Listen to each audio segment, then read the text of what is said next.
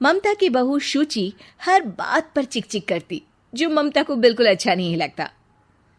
बहू, तेरे में कोई कमी नहीं है, सारा काम भी तू बहुत अच्छे से करती है, लेकिन ये तेरी जो जबान है ना, बड़ी कैंची की तरह चलती रहती है, जो तेरा सारा काम बिगाड़ कर रख देती है।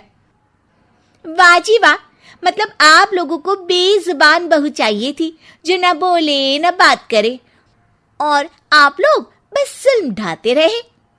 तभी वहां क्षितिज आ जाता है। अरे, ऐसा क्या जुल्म हो रहा है तुम्हारे ऊपर?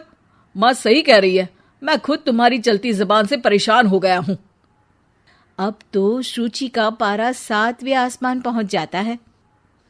वाह जी वाह, अब आप भी, क्या नहीं किया मैंने आपके लिए, अपना सब कुछ दांव पर लगा दिया, लेकिन आप भी अपनी माँ की जुबान बोलने लगे। अरे यार, कैसी बात बोल रही हो? माँ की जबान, बीवी की जबान, अरे मेरी तो कोई जुबान है ही नहीं जैसे। देखो शुचि, माँ से बुरा व्यवहार मैं पसंद नहीं करूंगा। अब क्या था, माँ के सामने अपनी हुकूमत कम होती देख शुचि को माँ से नफरत होने लगती है। अगले दिन शुचि माँ के कमरे में जाती है। माँ, ये लीजिए गर्म पानी। पानी रखकर वो चली जाती है, लेकिन जैसे ही माँ गरारा करने लगती है, हाय रे, मैं तो जल गई। अरे पानी इतना गर्म क्यों दिया शुचि? मेरा तो पूरा का पूरा मुंह ही जल गया। वाह, मजा आ गया, लग रहा है गर्म पानी ने अपना काम कर दिया, अब और लगो ना मेरे मुंह। शुचि, माँ के चिल्लाने की आवाज आ रही है, और तुम कैसी हो कि जाती भी नहीं, देखती भी नहीं कि माँ को क्या हो गया। आवाज तो आपको भी आ रही है, जा तो आप भी सकते हैं, लेकिन नहीं, शुचि ने तो जैसे सारे काम का कॉन्ट्रैक्ट साइन कर लिया है तुम्हारे परिवार से। ये कहकर शुचि माँ के कमरे में जाती है, लेकिन जैसे ही वो कमरे में घुसती है, माँ जल्दी से शुचि को पकड़कर खींच लेती है और ऊपर एक बड़ी सी छिपकली गिरती है। शुचि छिपकली देखकर डर जाती है। हे भगवान, ये छिपकली मेरे ऊपर गिरती तो मैं तो मर ही जाती। हाँ बेटा, मैं जानती हूँ कि तू छिपकली से डरती है, और समय पर मेरी नजर पड़ गई, ऐसे मेरा मुंह जल गया है। प्लीज कुछ कर, रहा नहीं जा रहा है। शुचि को अपने किए पर पछतावा होता है और भागकर सास को बर्फ देती है।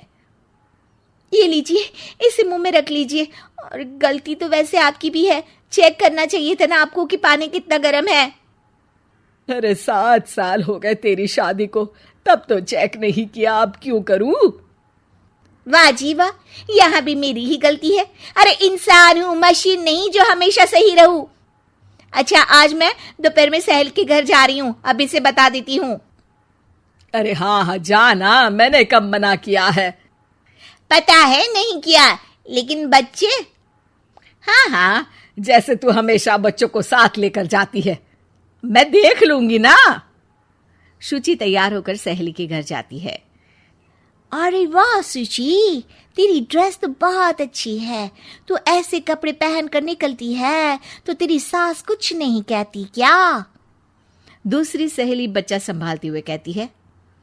अरे सूची, सही है, तू एंजॉय भी कर लेती है लाइफ को, और बच्चा सास देख लेती है, तेरे तो मजे हैं भाई, मजे।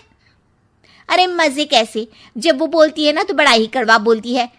रहने दे, अच्छा चल मैं जा रही हूँ, डिनर भी तो बनाना है ना।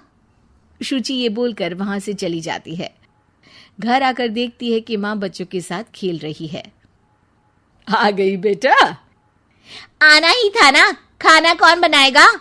फिर रात होते ही सब चिल्लाने लगेंगे, खाना खाना, और फिर सबको मौका मिल जाएगा ना मुझे कहने का कि मैं सही हूं ही नहीं, खाना भी नहीं बनाती हूँ, और आप आप तो सबसे पहले बोलेंगी। अब सास को गुस्सा आ जाता है। एक तो सारा दिन तेरे बच्चों को देख रही थी, घर पर किसी ना किसी का आना जाना लगा रहता है, बच्चे घर गंदा करते हैं, उसे देखती हूँ, हद है। अब क्या खाने की जिम्मेदारी भी मैं ही ले लूं तो करेगी तू क्या? शुचि को ये सुनकर कुछ ज्यादा ही गुस्सा आ जाता है। बस माँ जी बस, अरे ये तो गुलामों वाली जिंदगी हो गई, कोई फ्रीडम रहा ही नहीं, ऐसा लगता है कि बंद कर रह गई हूँ, घर तो किसी कैद खाने सा हो गया है। मन ही नहीं करता यहाँ रहने का। अब मैं और आप एक घर में रह ही नहीं सकते बस। अरे तो क्या मैंने बांध कर रखा है तुझे? अरे मैंने क्या कर दिया जिससे तुझे ऐसा लग रहा है? और तेरा इतना बोलने के बाद तो मैं खुद ही तेरे साथ नहीं रहना चाहूंगी।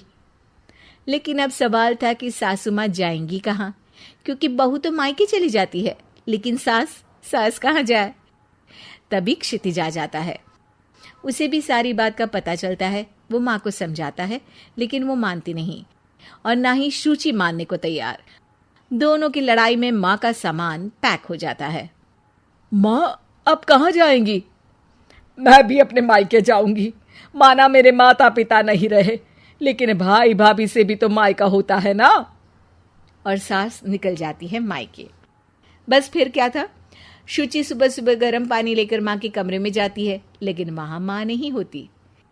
हाँ, चलो अच्छा है, अब ये रोज रोज के काम से तो बची। ये कहकर वो कमरे में जाती है जहां अक्सर माँ बैठी रहती थी।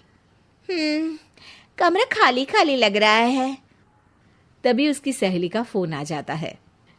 अरे सुची, बहुत अच्छी सेल लगी है। कौड़ियों के दाम में ब्रांडेड कपड़े, जूते और बैग मिल रहे हैं। चलो ना चलते हैं। वाह रे वाह, ठीक है मैं आती हूँ। अब तो कोई टेंशन है ही नहीं, सासू माँ भी नहीं है, अब तो मजे से घूमूंगी। अरे मजे से तो तू पहले भी घूमती थी, लेकिन सास नहीं है तो बच्चे कौन देखेगा? और तुझे तो पता है ना, मॉल्स में बच्चों की एंट्री बैन है कोरोना के कारण। अरे तो फिर कैसे आऊंगी मैं? सेल तो बस आज के लिए है, कल खत्म। शुचि को बड़ा रोना सा आता है। फिर वो जब दिन में खाना खाने बैठती है, वो भी अकेले अकेले तो कोई खाना भी नहीं खाया जाता। मैं नहीं खा रही माँ के बिना। शाम को क्षिति जाता है तो शुचि जोर जोर से रोने लगती है। अब क्यों रो रही हो? क्या हुआ? माँ को घर से निकालकर शांति अभी भी नहीं मिली तुम्हें? नहीं, मैं माँ के बिना नहीं रह सकती। ना कोई बताने वाला है कि मैं कैसी लग रही हूँ, ना ही कोई समझने समझाने वाला। मैं माँ के बिना नहीं रह सकती। चलो माँ को ले आते हैं। अरे वाह, ऐसा शायद पहली बार होगा कि बहू रूठी सास को मायके से लेने जा रही है। दोनों सास को लेकर घर आते हैं और अगले दिन से फिर वही शुरू।